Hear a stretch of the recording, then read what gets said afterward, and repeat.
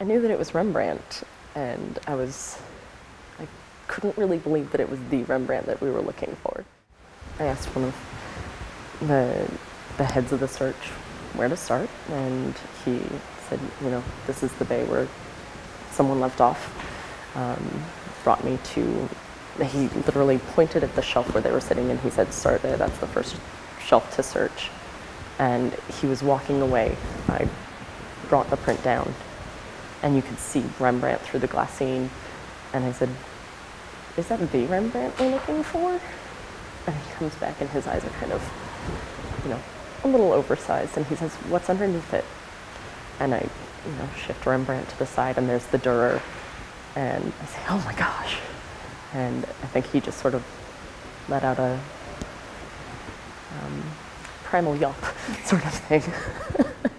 The phone call comes up, I answer, and he says, Laura, we found them. And I said, you know you can't mess with me right now. And he's like, I'm looking at them, we found them. And I was like, where were they? And he starts to tell me, and I'm like, I'm coming up there, I have to see them, I'm coming right now. And I just took off running, I ran down the hall. I remember thinking, do I call Amy now while I'm running? And then thinking, I need to see them with my own eyes. I can't make that phone call and not have it be right. So I get up to the print stack, I walk in, and I rounded the corner and marched down to row 14B. They had them on a table, and they were there. And what? So then, did Amy come?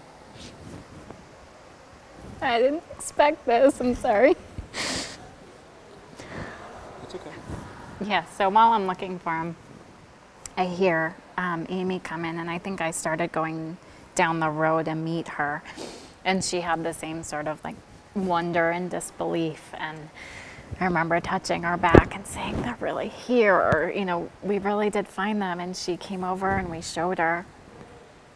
And so the people who had been searching were there, and we were just so stunned and so overwhelmed and so thankful.